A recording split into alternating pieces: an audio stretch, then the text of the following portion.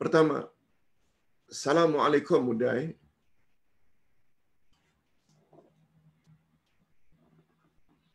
Seperti yang disarankan, dianjurkan supaya kita membaca surah Al-Kahfi setiap malam Jumaat atau hari Jumaat.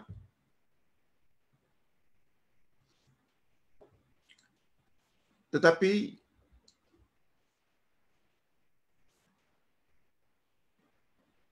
di setengah-setengah surau atau taman ada program setiap malam Jumaat baca surat Yasin. Alasannya membaca surat Yasin karena orang Melayu. Dan Yasin tidak boleh dipisahkan dengan malam Jumaat. Dan surah Al-Kahfi agak panjang untuk dibaca beramai-ramai pada malam Jumaat. Mohon pencerahan Ustaz. Okey. Walaupun perkara ini telah kita ulang berkali-kali. Yasin, Al-Kahfi, semuanya Al-Quran.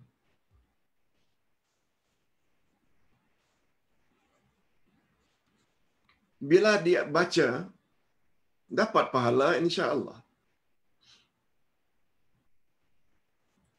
Cuma bila ingin mengejar fadilat, dia ada kaitannya dengan timing, dengan masa. Tiap-tiap surah dia ada fadilat tersendiri. Tapi fadilat itu tak boleh kita reka-reka. Mesti ikut panduan Rasulullah sallallahu alaihi wasallam. Surat Al-Kahfi umpamanya, Nabi menyebut siapa membaca surat Al-Kahfi pada malam atau siang Jumaat, maka Allah Subhanahu wa taala akan jadikan nur, cahaya antara dirinya hingga ke Kaabah yang ada di Mekah. Apa makna nur? Nur dengan makna hidayah, petunjuk.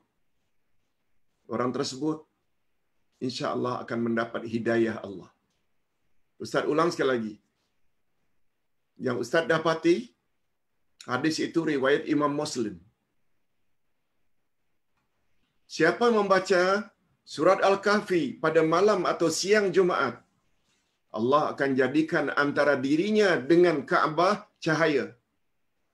Lihat jarak kita Malaysia dengan Kaabah beribu-ribu batu.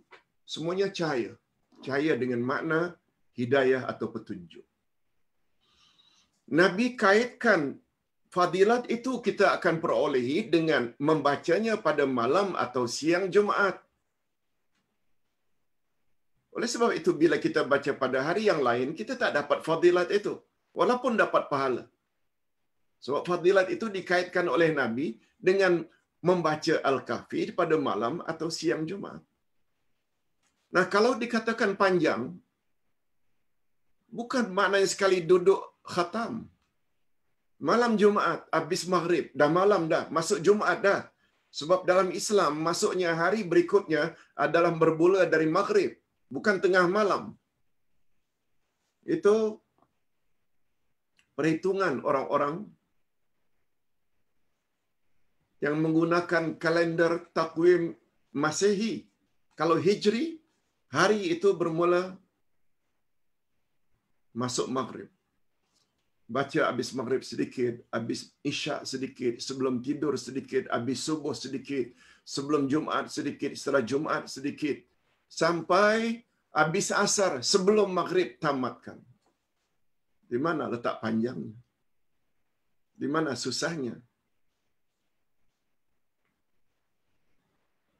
Ini belum lagi fadilat surat Al-Kahfi yang lain. Siapa yang menghafal 10 ayat pertama Al-Kahfi, Allah akan selamatkan dia dari godaan Dajjal akhir zaman. 10 ayat. Riwayat yang lain, Siapa yang menghafal surah Al-Kahfi 10 terakhir? Tadi riwayat 10 pertama. 10 terakhir surah Al-Kahfi. Ayat surah Al-Kahfi kan 110 ayat. Dan ada pula yang berpendapat, siapa yang menghafal 10 ayat dari surah Al-Kahfi, tak kira awal ke, tengah ke, akhir ke, dia dapat ganjaran yang sama, terhindar daripada godaan Dajjal akhir zaman. Begitu fadilat surah Al-Kahfi. Adapun surat Yasin, bagus juga. Tapi Nabi menyebutnya dalam bentuk lain. Apa kata Nabi? Man qara'a Yasin fi lailatin fa asbaha maghfuran lah. Siapa baca surat Yasin pada suatu malam fi lailatin, maka sebelah paginya Allah ampun segala dosa-dosanya. Tentu saja maksudnya dosa-dosa kecilnya. Sebab dosa besar baru diampuni dengan tobat. Tapi melalui amalan, bila ada istilah puasa hari Ashura, Allah ampunkan dosanya setahun yang lalu. Dia terbatas pada dosa-dosa kecil, ya, bukan dosa besar. Berzina, minum arak, rashwah, durhaka pada mak bapak, ini tak terhapus dengan puasa Ashura. Sebab itu dosa besar.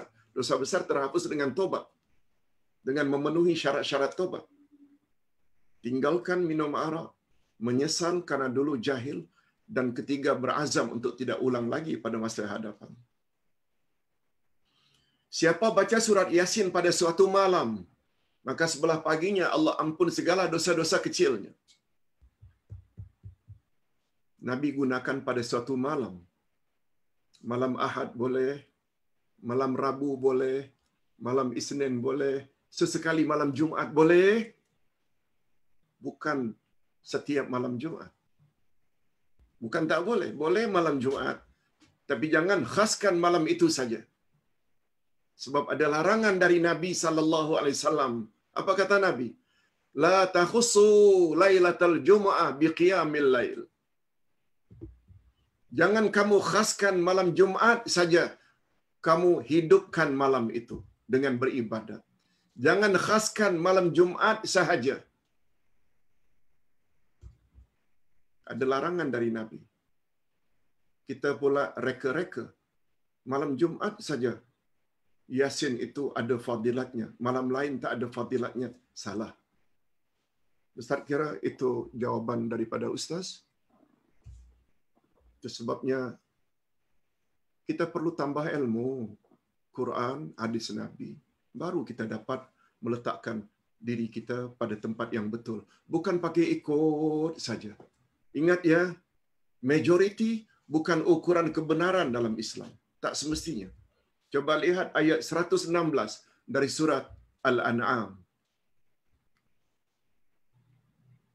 Wa in tuti' aktsara man fil ardi yudilluka an sabilillah.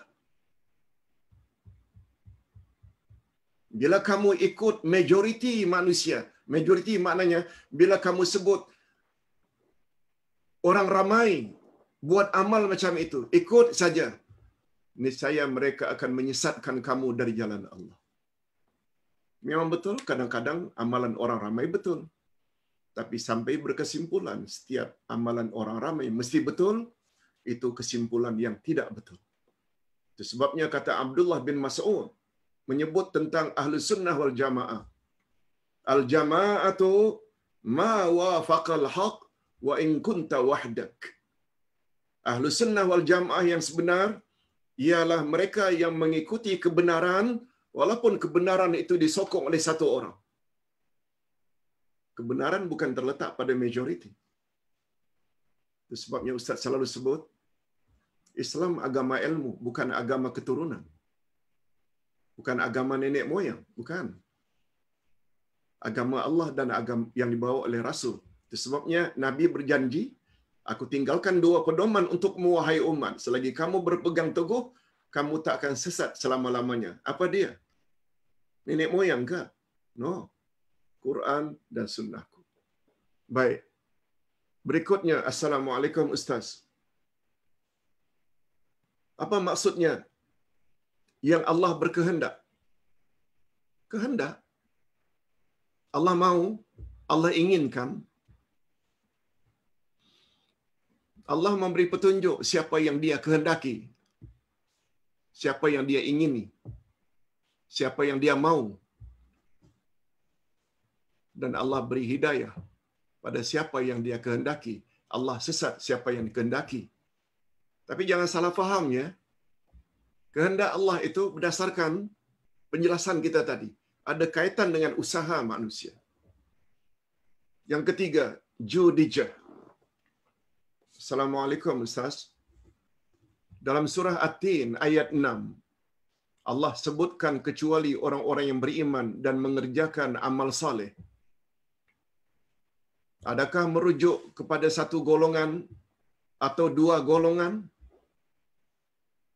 Satu golongan, golongan beriman dan beramal saleh, atau dua golongan, iaitu golongan yang beriman dan satu golongan lagi beramal saleh, jika ia adalah golongan kedua? Macam mana kalau orang itu beriman kepada Allah tetapi tidak mau melakukan amal-amalan, atau malas atau tidak ada masa untuk melakukan amalan yang disuruh? Judijah, Ustaz tadi dah jelaskan. Orang fasik itu di antara sifatnya tadi disebut, orang yang tidak menghubungkan apa yang Allah suruh agar dihubungi. Selain ia membawa makna orang yang suka memutuskan silaturahim, sebab menghubungkan silaturahim adalah disuruh oleh Allah. Tapi jangan lupa, tadi Ustaz bawa tafsiran yang kedua. Dan tafsir ini sangat mustahab. Kita ada iman. Allah suruh tak agar kita mengamalkan apa yang kita imani? Disuruh tak? Disuruh. Oleh sebab itu kita beriman dan beramal saleh. Itu sebabnya Allah Subhanahu Wa Taala sebut dalam surat At-Tin yang ditanya, laqad khalaqnal insana fi ahsani taqwim. Sesungguhnya kami jadikan manusia dalam bentuk yang paling cantik. Summa radadnahu asfala safilina illa. Kemudian kami lempar manusia yang cantik itu ke dalam kerak neraka, kecuali illal ladzina amanu wa amilus salihat. Kecuali mereka yang beriman dan beramal saleh. Maknanya ini golongan selain ada iman juga beramal saleh. Oleh sebab itu bila ada iman tidak ada amal saleh, kata Muhammad Al-Ghazali,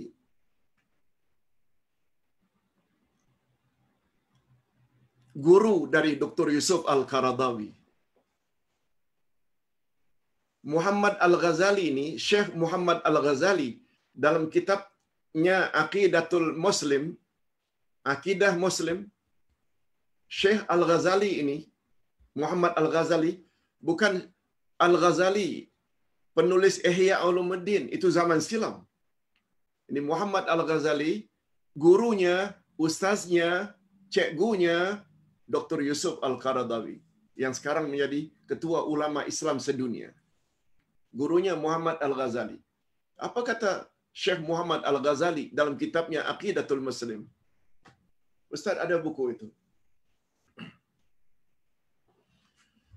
Siapa yang beriman tapi tidak mengamalkan imannya, dia sama dengan iblis. Siapa yang beramal baik tapi tidak beriman, dia sama dengan Abu Talib, uncle-nya Rasul. Iblis beriman tak kepada Allah? Beriman. Begitu Allah Subhanahu Wa Taala murka, mengapa engkau tidak mau sujud ketika aku suruh agar sujud pada Adam? Ya Rabb, aku lebih baik dari dia. Engkau telah cipta aku daripada api, dia hanya dari tanah. Dari situ kita dapat tahu tak dari jawaban iblis tu bahawa dia beriman pada Allah yang telah mencipta dia. Tetapi terhadap perintah Allah agar sujud pada Adam, dia tak mau. Bermakna dia ada iman tapi tidak amalkan suruhan Allah. Nasibnya orang tersebut ada iman atau ada ilmu tentang agama lalu tak diamalkan, tak akan selamat. Begitu juga orang yang baik. Betul tak Abu Talib itu uncle Rasul yang sangat baik? Dia yang protect Rasul dari gangguan orang-orang kafir jahiliyah. Tapi sampai mati dia tidak ada iman. Orang yang banyak buat baik, sebagaimana hari ini, orang kafir kadang-kadang banyak buat baik. Derma sana, derma sini. Tapi iman tak ada. Dia sama dengan nasib Abu Talib. Tempatnya neraka. Fikir-fikirkanlah. Jadi, khasnya kepada Judica, antara iman dan amal saleh tak boleh dipisahkan. Itu sebabnya Allah sebut dalam surat Wal Asri, sesungguhnya seluruh jenis manusia dalam kerugian kecuali mereka yang beriman dan beramal saleh dan berdakwah dan sabar. Itu lagi lengkap. Safar, otai safar. Ustaz, sesiapa yang membuat baik, walau sekecil biji zarah. Biji zarah ini terjemahan betulnya atom, ya, atom. Bukan macam terjemahan dulu sebesar biji sawi. Oh, itu besar sangat. Ustaz ulang, siapa membuat kebaikan walaupun sebesar biji zarah, khas bagi orang mukmin sahaja kah atau termasuk non-muslim, artinya menjadi pahala? Bagaimana kita hendak elakkan diri daripada fasik karena iman dan ilmu kita? Bagus. Allah Subhanahu wa taala tadi dah sebut dah. Ayat 85 dari surah Ali Imran. Siapa mencari agama bukan agama Islam, agamanya ditolak. Dan di akhirat dia pasti rugi. Mengapa dia di akhirat dia pasti rugi? Agamanya ditolak membawa makna agama, amal baiknya juga ditolak. Dalam ayat lain disebut oleh Allah haba'an mansura. Kebaikan-kebaikan non-muslim di akhirat nanti bagaikan debu yang diterbangkan angin. Tidak ada value. Semuanya ditolak oleh Allah. Apalagi bila kita lihat ayat Allah berfirman, la in asyrakta la yahbatanna amaluk wa la takunanna minal khasirin. Ayat 65 dari surat Az-Zumar. Bila kamu terlibat dengan syirik, hancur musnah seluruh amalanmu dan di akhirat kamu pasti rugi. Jadi ringkasnya sebagai jawaban, segala kebaikan orang kafir di muka bumi tidak ada nilai di sisi Allah. Kecuali last minute dia beriman, dia bertobat, datang balik semua amal-amal saleh zaman silam. Itu sebabnya menurut pandangan Ustaz, kalau kita ada buat syirik dulu, amal kita ditolak. Amal kita ditolak. Tapi bila kita tobat dari syirik kita sekarang ini, walaupun esok lusa kita mati, datang balik segala kebaikan kita yang tadinya lupus, hancur disebabkan syirik, tapi gara-gara tobat bagi yang non-muslim, lalu dia masuk Islam, datang balik segala kebaikan-kebaikan yang dulu ketika dia kafir, dia buat jahat. Semua kejahatannya dihapus oleh Allah, segala kebaikan yang dia pernah buat dulu ketika dia kafir, atau ketika dia masih lagi melakukan syirik, datang balik. Di sini betapa pentingnya tobat. Tobat dituntut dalam Islam lebih dahulu daripada ibadat. Lihat ayat 112 dari surat At-Taubah. At-taibuna al-abiduna al-hamiduna as-saihun. Orang-orang yang bertobat dan orang-orang yang beribadat dan orang-orang yang memuji Allah. Begitu disebut oleh Allah tanda-tanda orang-orang yang beriman. Baik.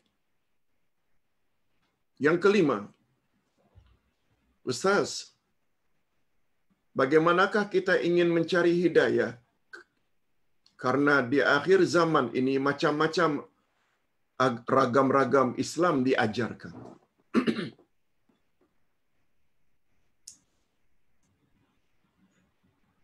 Macam mana kita nak dapat hidayah? Sebab Islam pada akhir zaman ini macam-macam. Jawabannya senang saja. Ingat wasiat Nabi.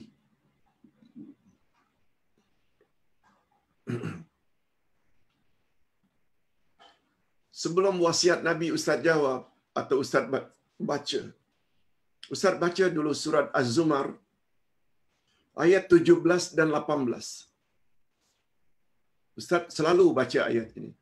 Fabashshir ibadil ladzina yastami'una al-qaul fayattabi'una ahsana. Ulaika alladzina hadahumullah wa ulaika hum ulul albab. Sampaikan hai Muhammad berita gembira kepada hamba-hambaku yang suka mendengar maknanya suka mendengar Quran, sunnah Nabi, ceramah, tazkirah, nasihat, suka dengar. Lalu dia ikut mana yang lebih kuat, yang lebih baik. Lebih baik di situ maknanya mana ceramah-ceramah yang dia dengar, yang ada hujah dari Quran dan sunnah. Ingat ya, ikutlah mana yang lebih baik. Bukan berdasarkan besarnya serban. Bukan berdasarkan panjangnya janggut. Walaupun itu bagus. Bukan berdasarkan labuhnya jubah. Bukan. Yang jadi ukuran baiknya sesuatu yang kita dengar bila dia ada hujah dan dalil, bukti. Dan urusan agama pula mesti bawa ayat Quran dan hadis Nabi. Ikutlah. Sampaikan berita gembira kepada orang yang ada dua ciri-ciri itu. Suka mendengar, maknanya tambah ilmu Quran dan sunnah. Lalu dia ikut mana pandangan yang lebih kuat dalilnya. Lalu apa kata Allah? Mereka lah orang yang akan dapat hidayah Allah. Tuh, sesuai dengan hidayahnya. Macam mana nak dapat hidayah? Mesti banyak mendengar, tambah ilmu. Kemudian ikuti mana yang kuat dalilnya. Mereka lah orang-orang ulul albab yang akalnya waras. Oleh sebab itu ayat Quran dan hadis Nabi dibawa oleh ustaz. Pandangannya macam ini. Ada pula ceramah lain, dia punya pandangan lain dari pandangan yang ini. Tapi tidak bawa satu ayat Quran pun, hadis Nabi pun. Kalau hadis Nabi pun tidak disebut apa derajat hadis itu. Lalu yang diikut tu yang kedua ini. Itu maknanya akalnya bermasalah. Dia tidak dapat timbang mana yang patut diikut, mana yang patut dijauhkan. Okey, itu ayat Quran. Az-Zumar penghujung 17 diikuti dengan ayat 18. Hadis Nabi. Man ya'ish minkum fasayara ikhtilafan katsira. Alaikum bisunnati wa sunnatil khulafa ar-rasyidin al-mahdiyyin min ba'di. Addu 'alaiha bin nawajiz. Hadis sahih. Bila kamu punya umur panjang, nanti pada akhir zaman akan banyak terjadi perbalahan, termasuk dalam urusan agama. Kalau kamu ketika itu ingin selamat, ikutlah sunnahku, kata Nabi. Dan ikutlah sunnah khulafa'ur rasyidin, Abu Bakar, Umar, Utsman, Ali. Gigit sunnah-sunnah itu dengan gerahammu. Satu kiasan dalam bahasa Arab, gigitlah dengan gerahammu, maknanya pegang kuat-kuat. Itu sebabnya kata Nabi, umatku berpuak-puak menjadi 73 puak. 72 daripadanya tempatnya neraka, kecuali satu. Ketika ditanya, ya Rasulullah, siapa golongan yang satu itu? Hanya mereka yang layak masuk syurga. Mereka saja yang layak terhindar dari neraka. Nabi jawab, ma ana alaihi wa ashabi. Mereka yang ikut aku dan ikut sahabat-sahabatku. Ayat Quran dan hadis Nabi senantiasa selari.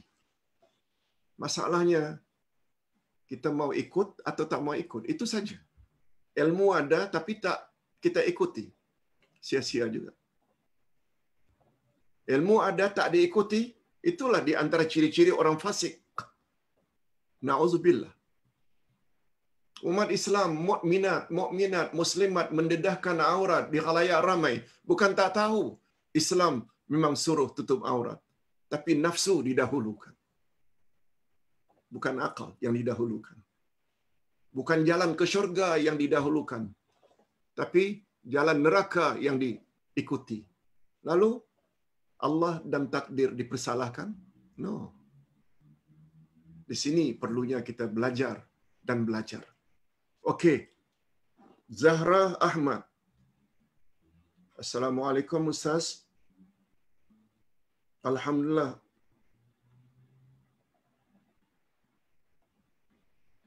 Anak tidak boleh zalimi ibu bapa.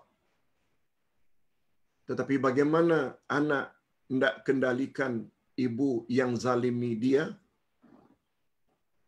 Anak tidak boleh menzalimi ibu bapa. Betul? Sebab itu dah durhaka. Sebab Allah berfirman, "Wala taqul lahuma uff." Jangan kamu katakan pada mak bapa ah saja. Tak boleh.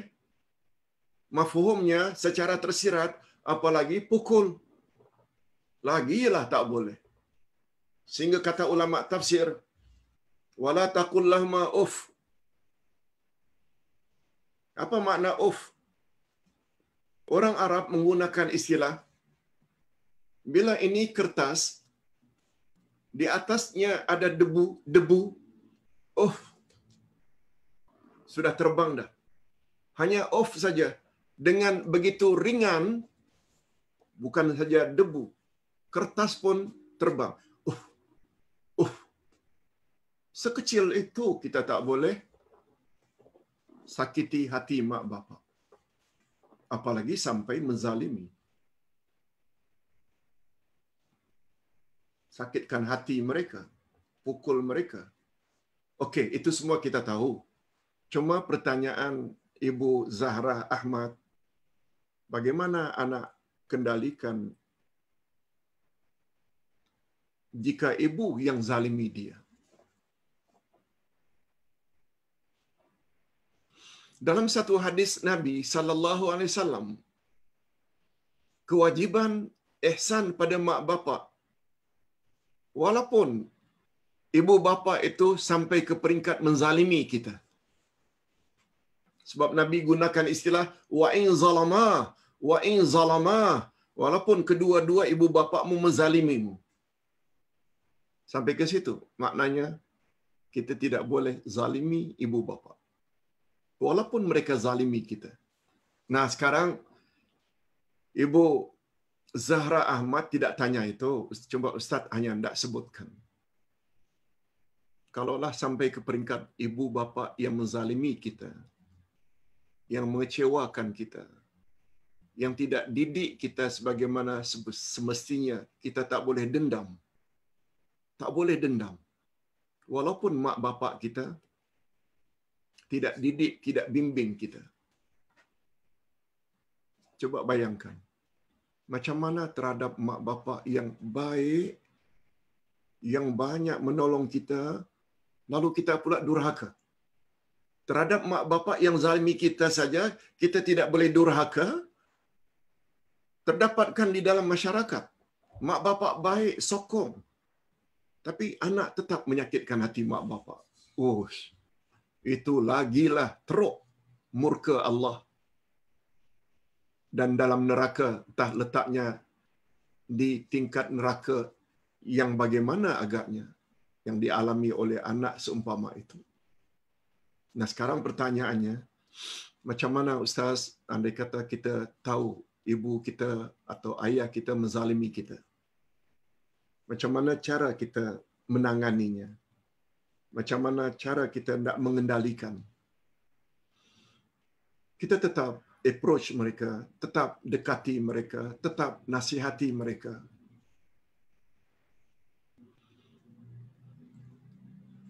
Masalah ibu yang durhaka, bapa durhaka ini bukan baru.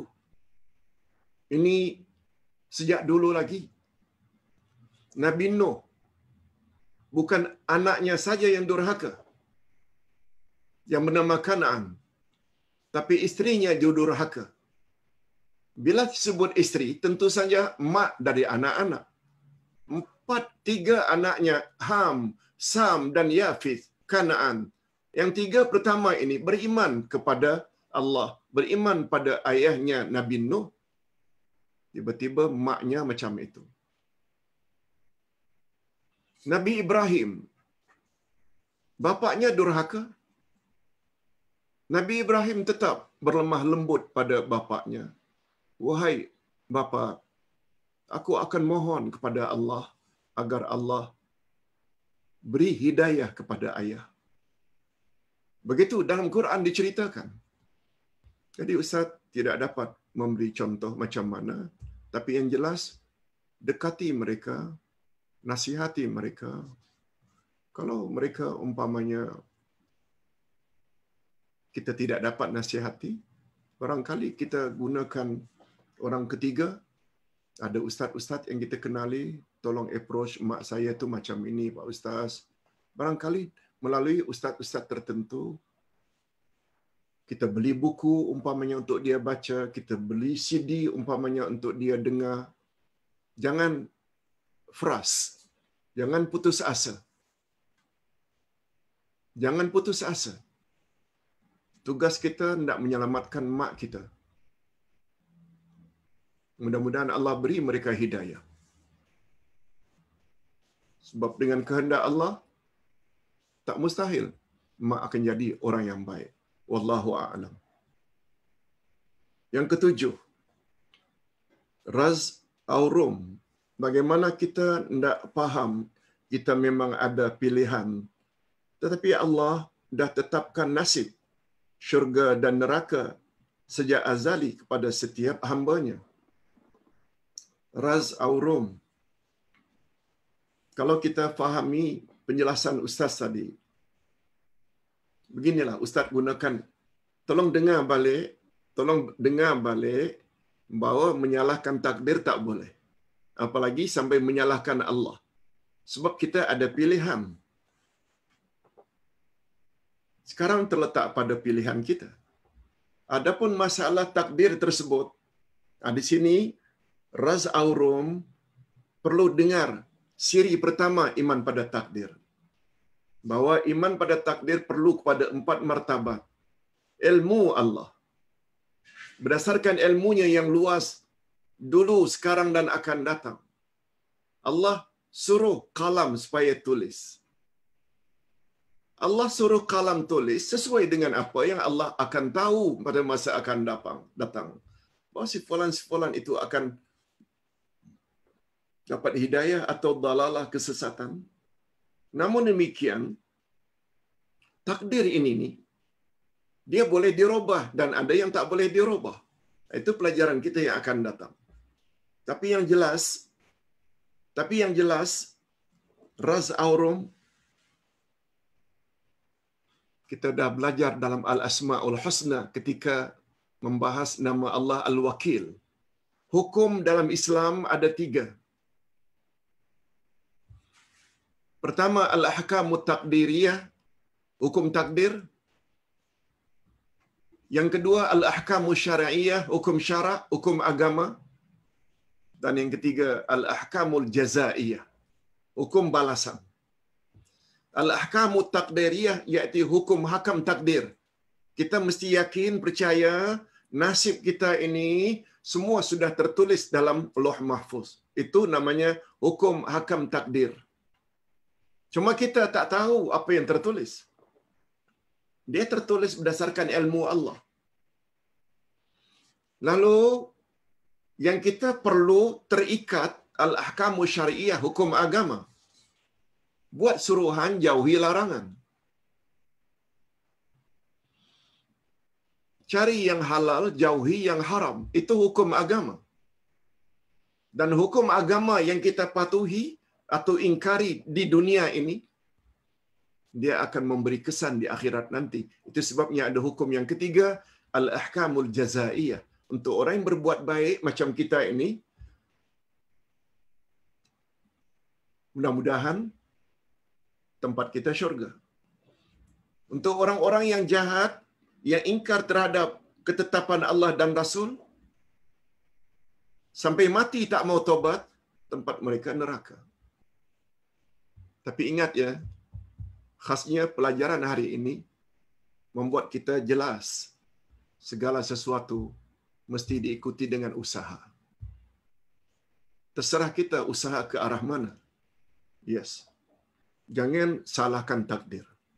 Walaupun Ras Aurum tadi sebut, bukankah takdir itu telah ditulis betul? Tapi dia ada penjelasan.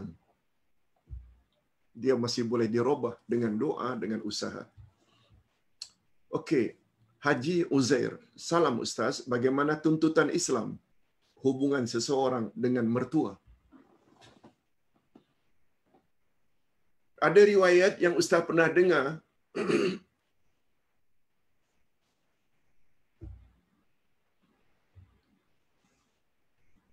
aba'ukum salasah. Ibu bapakmu ada 3. Abukal ladzi waladaka, ibu bapa yang melahirkan kamu, ibu bapa kandung. Wa abukal ladzi zawwajaka ibnatah, ibu bapa yang mengawinkan anak perempuannya sama kamu. Ini mak bapak mertua. Wa abukal ladzi 'allamaka, dan yang ketiga, ibu bapa yang mengajar kamu ilmu. Cuma cantiknya kata Nabi, wa huwa afdaluhum. Yang terakhir itu yang paling afdal. Yang terakhir itu yang paling afdal.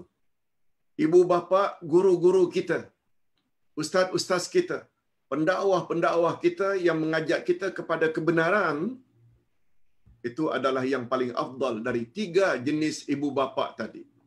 Betul tak ada ibu bapa yang hanya pandai melahirkan tapi tidak mendidik kita? Betul tak kadang-kadang mak bapa mertua justru jadi batu api sehingga kita jadi terpisah dengan isteri kesayangan? Tapi mak bapa yang mengajar kita ilmu, itu sebabnya wa huwa afdaluhum. Coba dengar apa kata Abdullah Al-Mubarak. Abdullah Yasin menyampaikan saja ya. Abdullah Al-Mubarak ini termasuk tabi'in atau atba'ut tabi'in.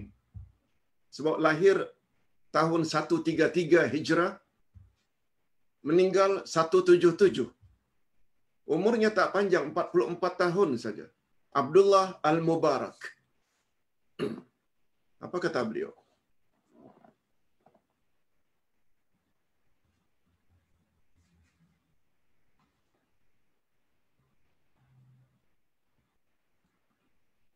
Al-ulama'u afdal min abaikum.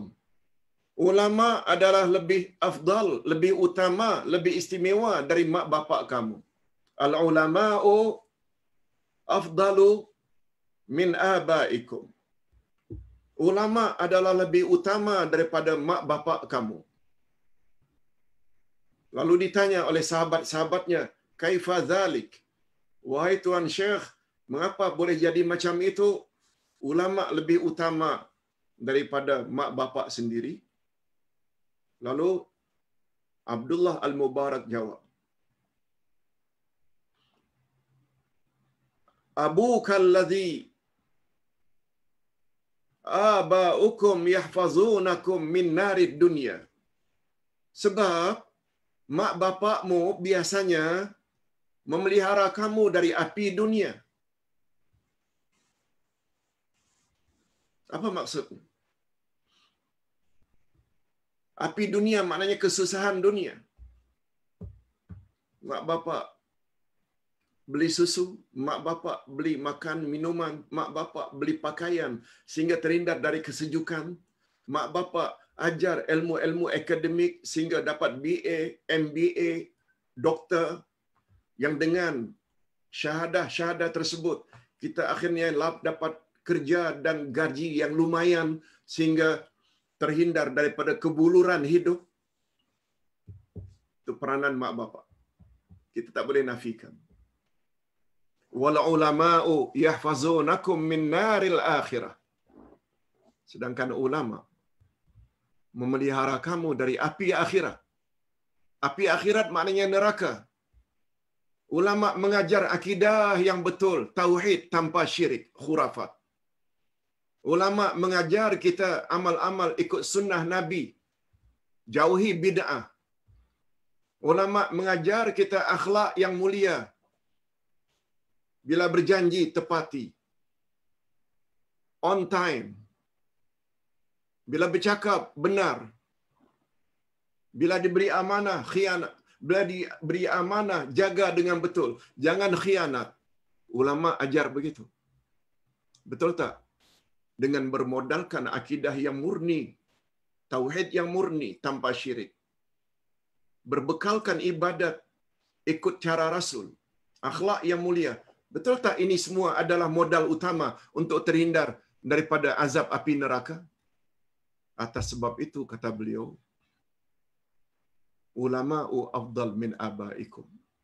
Ulama lebih utama dari mak bapak kamu. Tapi bila ada mak bapak selain hal-hal keduniaan dia jaga, tapi dia juga bimbing anak-anaknya kepada akidah yang betul, ibadat yang betul, akhlak yang mulia. Ini nomor satu. Ini yang paling baik.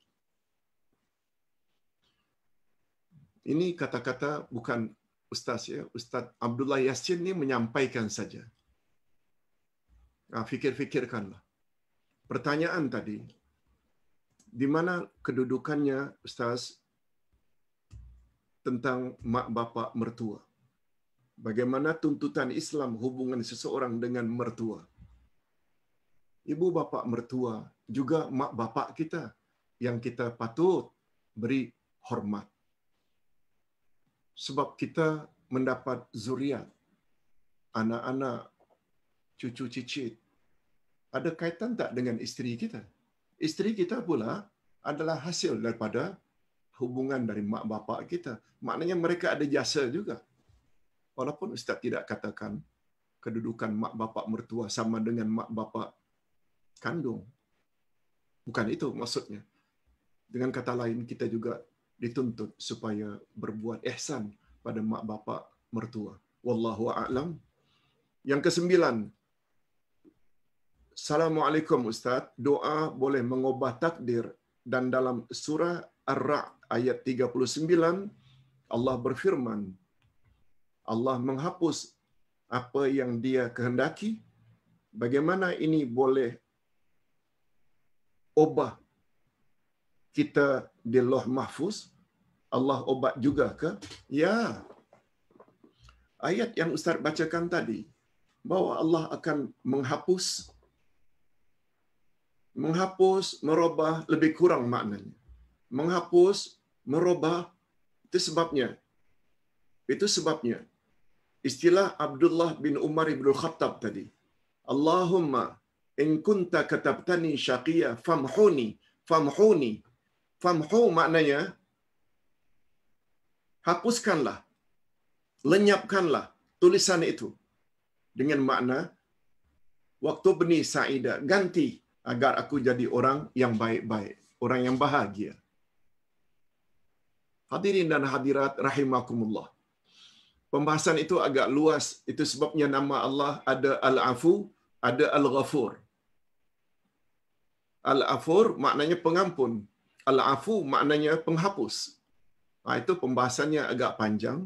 Tetapi bila Allah SWT ganti dosa-dosa kita, bila kita taubat, bukan sekedar dihapus, tapi diganti.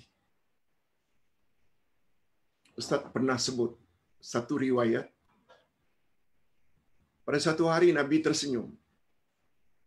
Tiba-tiba seorang sahabat bertanya. Kalau tidak salah nama sahabat itu Abu Zar Al-Ghifari. Ya Rasulullah, mengapa Tuan tiba-tiba tersenyum? Lalu Nabi ceritakan, aku baru saja diperlihatkan oleh Allah keadaan manusia di akhirat nanti. Lalu Nabi meneruskan penjelasannya. Ada satu orang di akhirat nanti diangkat tinggi derajatnya oleh Allah. Lalu dia tanya, Rabbi, ayu syai'in hadha? Oh Tuhan, mengapa aku tiba-tiba engkau angkat setinggi ini derajatku? Padahal dulu aku banyak buat dosa.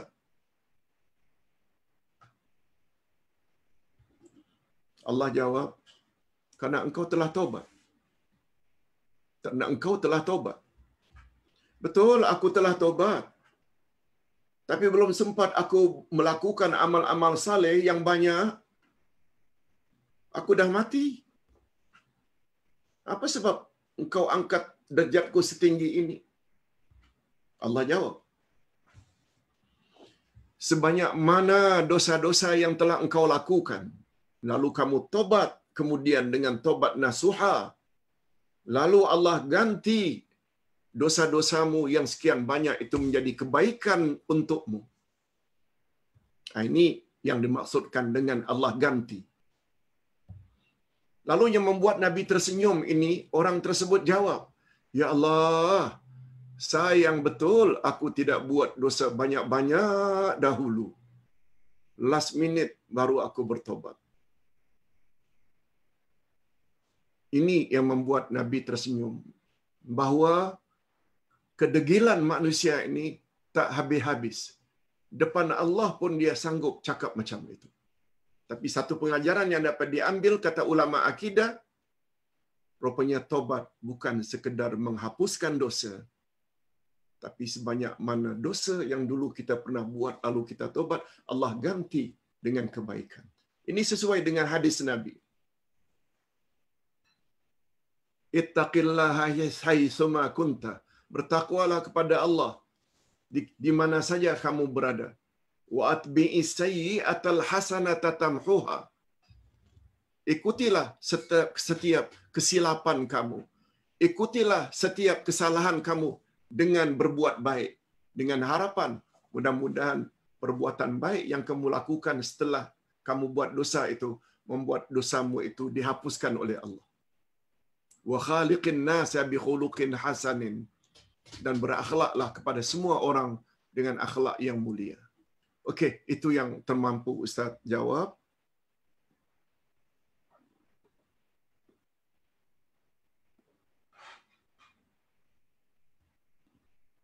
Ustaz ulang sekali lagi soalan Ustaz.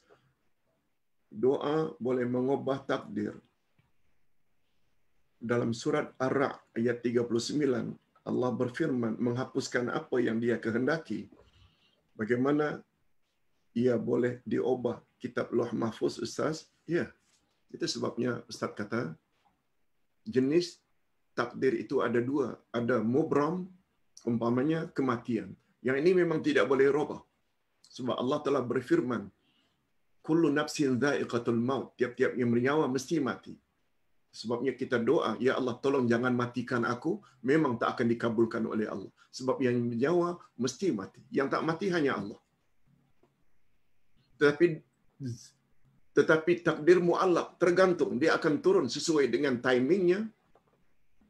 Itu sebabnya dalam hadis sahih Nabi bersabda, riwayat Imam Muslim, di antara takdir yang tergantung ini, dengan doa manusia dari bumi, berkecamuk di antara langit dan bumi, takdir mu'allaq akan turun sesuai dengan timingnya, doa dari bumi menolak.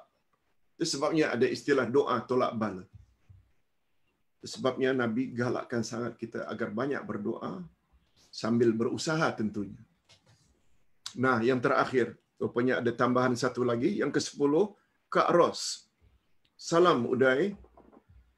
Bolehkah puasa sunat, Tasu'a dan Ashura kita gabungkan dengan niat sebagai puasa qada? Boleh, insya-Allah boleh. Tapi amalan manusia sesuai dengan niat. Innamal a'malu binniyat. Sesungguhnya amal itu berdasarkan niat.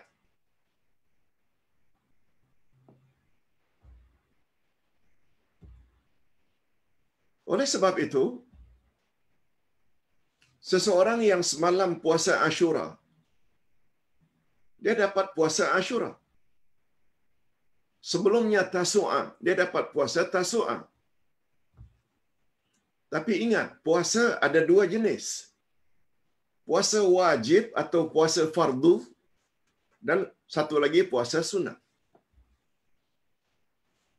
Bila kita puasa Tasu'a atau puasa Ashura, itu puasa sunat, tidak cover kita punya qada.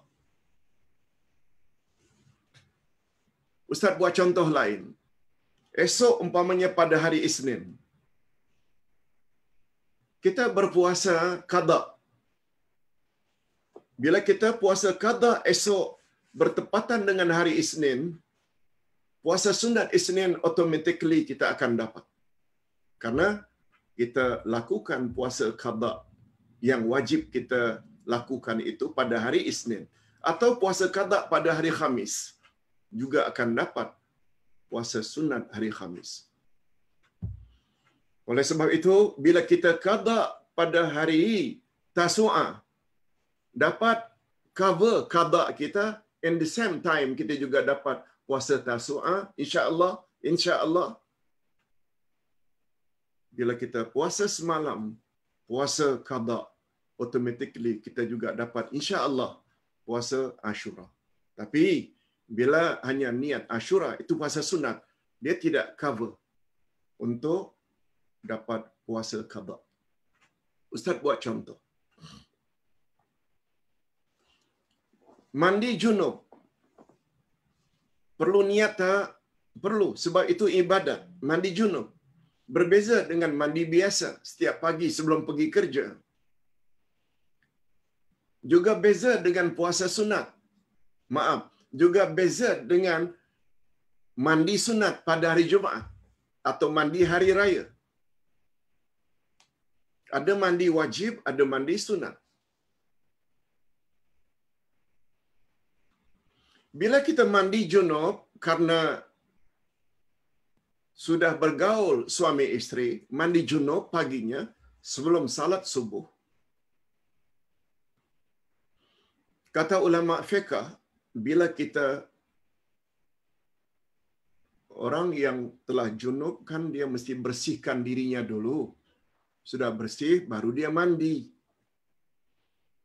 Malah digalakkan sebelum mandi itu kita uduk dulu. Macam uduk, bukan niat uduk. Basuh muka, basuh tangan, kepala. Dan tangguhkan basuh kaki terakhir. Setelah kita buang air besar ke, kecil ke, lalu kita pun bersih bahagian yang perlu dibersihkan. Sudah selesai semuanya, buka shower. Kalau kita mandi, sampai seluruh tubuh kita air sampai. Jika kita niat mandi junub, istilah Melayu kita angkat hadas besar, dan dalam mandi tersebut kita tidak terkencing, kita tidak terkentut, kita tak terpegang bahagian yang tak boleh kita pegang, semuanya itu kita hindarkan perkara yang boleh membatalkan uduk. Dengan mandi seperti itu, cover dah uduk kita. Tak payah uduk berasingan. Tak payah. Apa sebab? Sebab kita telah mandi hadas besar, mengangkat hadas besar, mandi, cover mengangkat hadas kecil, iaitu uduk. Uduk kan namanya mengangkat hadas kecil. Mandi junub mengangkat hadas besar. Itu istilah kita orang Melayu. Tapi bila pagi Jumaat, kita hanya niat untuk mandi sunat hari Jumaat, andai kata malam itu, dan kita belum lagi mandi junub. Mandi junub tidak cover bila kita hanya niat untuk mandi sunat Jumaat. Macam itulah lebih kurang bila kita buat qada pada hari Ashura, insya-Allah pada hari itu kita qada pada hari Arafah, kita akan dapat juga ganjaran puasa sunat yang digalakkan pada hari yang sama. Tapi yang penting, niatkan qada. Bagi tidak niat qada, niat Ashura, dia dapat Ashura sajalah, qada tak cover. Sebab yang sunat tak boleh cover yang wajib. Qada adalah puasa wajib. Hadirin dan hadirat rahimakumullah. Ustaz kira cukup sampai di sini dulu. Mudah-mudahan apa yang kita sampaikan ini ada jugalah manfaatnya.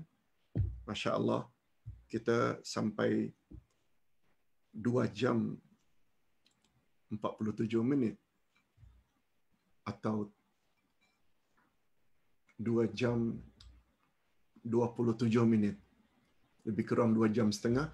Segala yang baik yang Ustaz sampaikan berdasarkan Quran dan Sunnah, itu adalah daripada Allah, ilham yang Allah berikan.